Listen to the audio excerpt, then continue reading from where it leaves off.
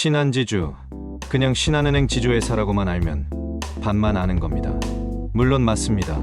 신한지주의 핵심은 여전히 신한은행입니다. 하지만 지금 신한지주를 제대로 보려면 은행만 보면 안 됩니다. 한 줄로 말하면 신한지주는 은행 이익을 기반으로 카드증권보험 글로벌 주주환원을 함께 보는 종합금융지주 회사입니다. 오늘은 신한지주를 5가지로 보겠습니다. 신한지주는 어디서 돈을 버는가? 2025년 실적은 왜 중요했는가? 2026년 1분기 실적은 왜 주목받았는가?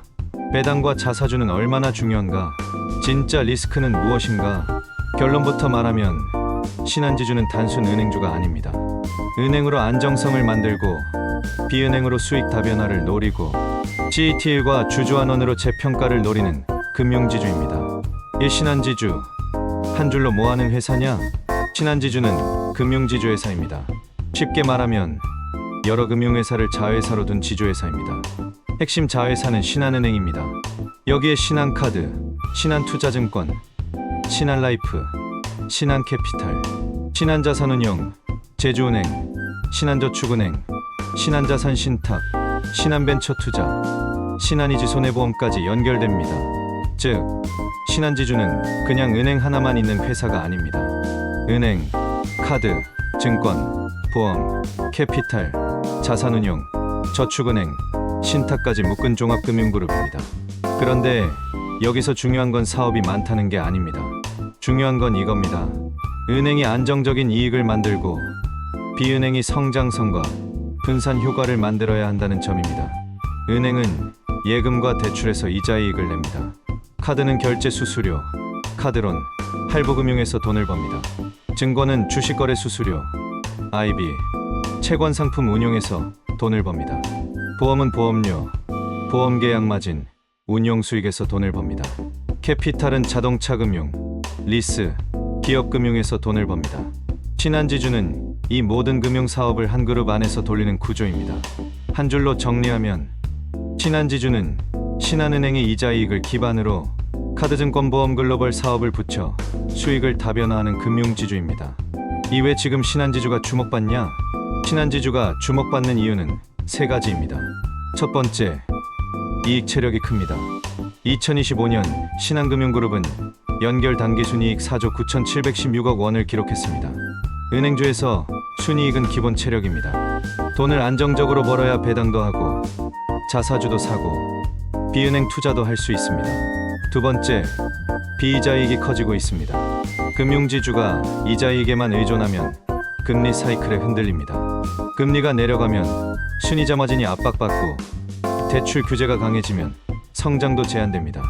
그런데 신한지주는 증권, 카드, 보험, 글로벌 사업을 통해 비이자이익을 키우고 있습니다. 2026년 1분기 비이자이익은 1조 1,882억 원으로 전년 동기 대비 크게 증가했습니다.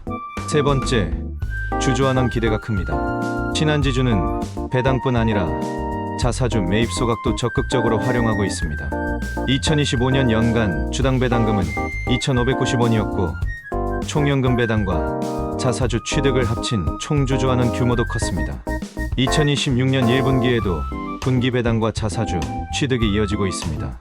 그래서 신한지주의 핵심은 이겁니다. 이익을 잘 내고 자본 비율을 지키고 주주에게 얼마나 꾸준히 돌려주느냐. 2025년 실적은 왜 중요했나? 2025년은 신한지주에게 중요한 해였습니다. 이유는 간단합니다. 연간 순이익이 5조 원에 가까워졌기 때문입니다. 2025년 연결 당기순이익은 4조 9,716억 원이었습니다. 이 숫자는 단순히 많이 벌었다로 끝나는 게 아닙니다. 신한금융그룹의 이익 기반이 여전히 강하다는 뜻입니다. 하지만 실적을 볼 때는 순이익 하나만 보면 안 됩니다. 3가지로 쪼개야 합니다. 첫 번째, 이자이익입니다. 은행은 예금을 받고 대출을 해주면서 예대 마진을 벌어들입니다. 신한은행이 그룹의 핵심인 이유도 여기에 있습니다. 두 번째, 비이자이익입니다. 증권 수수료, 유가증권 관련 이익, 카드 수수료, 보험 수익, 글로벌 수익 등이 여기에 들어갑니다. 비이자이익이 커지면 금리 의존도가 낮아집니다. 세 번째, 대손 비용입니다. 금융회사는 돈을 많이 벌어도 대출 부실이 늘면 순이익이 줄어듭니다. 빌려준 돈을 못 받을 가능성에 대비해 충당금을 쌓아야 하기 때문입니다. 그래서 신한지주 실적을 볼 때는 이렇게 봐야 합니다. 이자이익은 안정적인가? 비이자이익은 반복 가능한가? 대손 비용은 통제되고 있는가? 이 세 가지가 핵심입니다. 2026년 1분기 실적은 왜 좋게 봤나? 2026년 1분기 신한금융그룹은 연결 당기순이익 1조 6,226억 원을 기록했습니다. 여기서 중요한 건 단순히 순이익이 늘었다는 게 아닙니다. 증권을 중심으로 비이자이익이 크게 좋아졌다는 점입니다. 2026년 1분기 비이자이익은 1조 1,882억 원으로 전년 동기 대비 크게 증가했습니다. 증권 수탁 수수료와 유가증권 관련 이익이 개선된 영향이 컸습니다. 계열사별로 보면 신한은행이 그룹 실적을 바쳤고 신한투자증권은 큰 폭의 이익 성장을 보여줬습니다. 반면 신한카드와 신한라이프는 전년 동기 대비 순이익이 감소했습니다. 이게 의미하는 건 뭘까요? 신한지주는 은행만 좋은 회사가 아니라 증권카드보험까지 같이 봐야 하는 회사라는 뜻입니다. 2026년 1분기는 증권이 강했고 은행이 안정적으로 바쳤습니다. 하지만 카드와 보험은 약했습니다. 그래서 결론은 이겁니다. 신한지주는 종합금융지주라서 어느 한 사업만 보면 전체 그림을 놓칩니다. 5핵심 한번 신한은행. 신한지주의 핵심은 여전히 신한은행입니다. 아무리 카드, 증권, 보험이 있어도 그룹 이익의 중심은 은행입니다. 은행은 예금으로 돈을 모으고 대출로 굴려 이자를 받습니다. 여기서 중요한 지표가 NIM, 순이자 마진입니다. NIM은 은행이 돈을 굴려 얼마나 이자를 남기는지 보여주는 지표입니다. NIM이 좋아지면 이자이익에는 긍정적입니다. 하지만 은행업은 단순히 마진만 높으면 되는 게 아닙니다. 대출을 무리하게 늘리면 연체율이 올라갈 수 있습니다. 연체율이 올라가면 대손 비용이 늘고 대손 비용이 늘면 순이익이 줄어듭니다. 즉, 은행업의 핵심은 균형입니다. 마진을 지키면서도 부실을 얼마나 잘 관리하느냐. 신한은행을 볼 때도 이 질문이 핵심입니다. 좋은 대출을 늘리고 부실 대출을 줄이고 이자이익을 안정적으로 유지해야 합니다. 6핵심 2번 신한카드. 신한카드는 신한지주의 대표 비은행 자회사입니다. 카드사는 소비와 연결된 금융회사입니다. 카드 결제, 할부, 카드론, 리볼빙, 가맹점 수수료 등에서 돈을 법니다. 카드 사업의 장점은 고객 접점이 많다는 겁니다. 소비 데이터가 있고 결제 데이터가 있고 금융 상품을 연결할 수 있습니다. 하지만 카드 사업에는 리스크도 있습니다. 첫 번째, 조달 비용입니다. 카드사는 돈을 빌려서 고객에게 금융 서비스를 제공합니다. 금리가 높으면 조달 비용이 올라갑니다. 두 번째, 연체율입니다.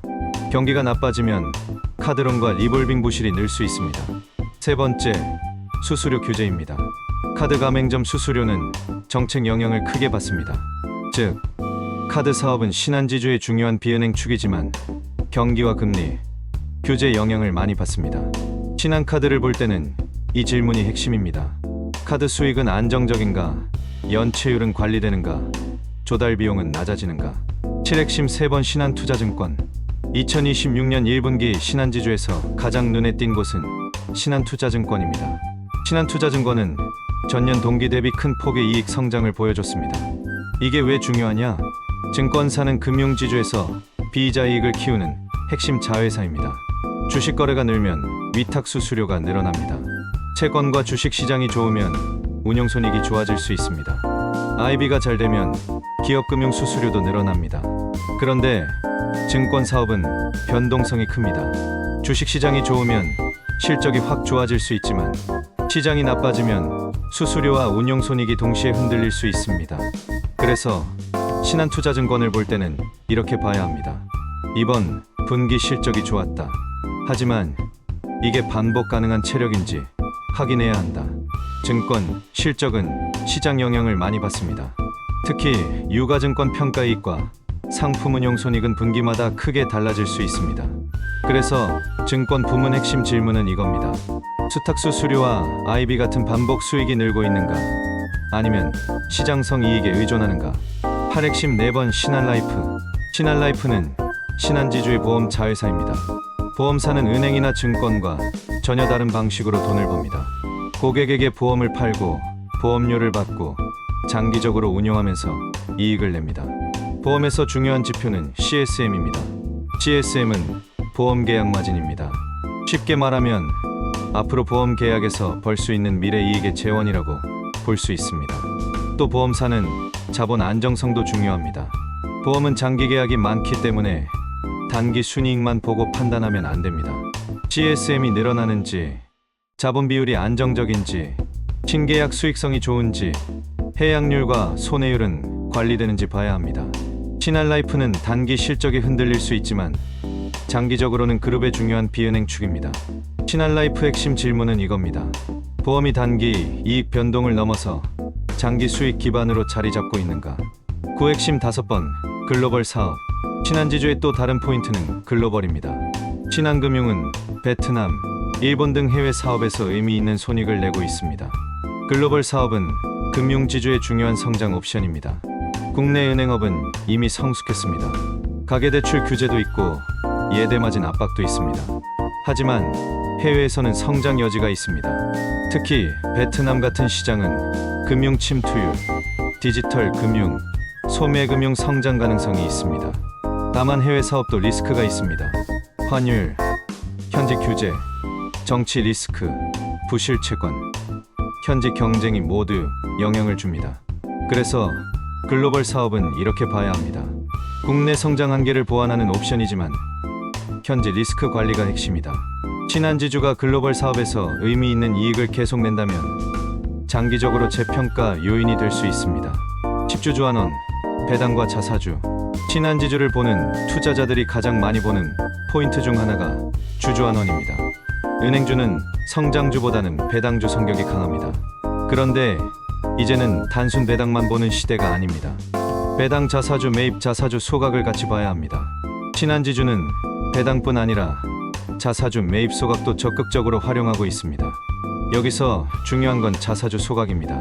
회사가 자기 주식을 사서 소각하면 유통주식 수가 줄어듭니다. 그럼 같은 이익을 내도 주당 순이익이 올라갈 수 있습니다. 금융주 재평가에서 자사주 소각은 매우 중요한 포인트입니다. 하지만 주주환원은 마음대로 할 수 없습니다. 은행은 규제산업입니다. 자본 비율이 충분해야 배당도 늘리고 자사주도 살 수 있습니다. 그래서 주주환원의 핵심은 결국 CET1입니다. 11 CET1 비율. 왜 중요하냐? CET1은 보통주 자본 비율입니다. 쉽게 말하면 금융회사의 핵심 체력입니다. 금융회사는 대출을 많이 합니다.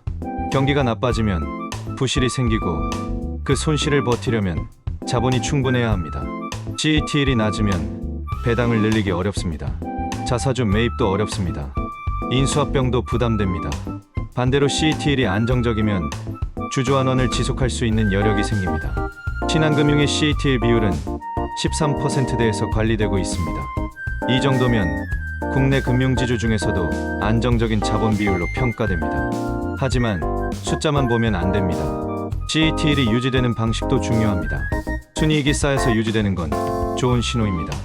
위험가중 자산을 줄여서만 유지되는 건 성장 여력을 제한할 수 있습니다. 그래서 CET1을 볼 때는 이렇게 봐야 합니다. 자본 비율은 충분한가? 그 자본 비율을 유지하면서도 이익 성장이 가능한가? 주주환원 후에도 자본 여력이 남는가? 신한지주의 핵심은 바로 이 균형입니다. 12 비이자이익, 진짜 핵심이다. 신한지주를 볼 때 비이자이익은 매우 중요합니다. 왜냐하면 은행 이자이익만으로는 재평가가 어렵기 때문입니다. 은행은 금리와 규제 영향을 많이 받습니다. 금리가 내려가면 NIM이 압박받고 대출 규제가 강하면 자산 성장도 제한됩니다. 이때 비이자이익이 커지면 그룹 전체 이익이 안정됩니다. 하지만 여기서 중요한 팩트 체크가 있습니다. 비이자이익이라고 다 같은 비이자이익이 아닙니다. 수수료이익처럼 반복 가능한 수익은 좋습니다. 증권거래 수수료도 시장거래 대금이 유지되면 반복성이 있습니다. 하지만 유가증권 평가이익이나 운용손익은 시장 상황에 따라 크게 흔들릴 수 있습니다. 그래서 투자자는 이렇게 질문해야 합니다. 비이자이익이 구조적으로 늘어난 건가? 아니면 시장이 좋아서 일시적으로 늘어난 건가? 신한지주가 진짜 재평가되려면 비이자이익이 한 분기 튀는 게 아니라 꾸준히 늘어야 합니다. 열세 건전성 리스크 대손 비용과 연체율. 금융주를 볼 때 가장 무서운 건 부실입니다. 은행은 대출로 돈을 법니다. 하지만 대출이 부실해지면 이익이 충당금으로 빠져나갑니다.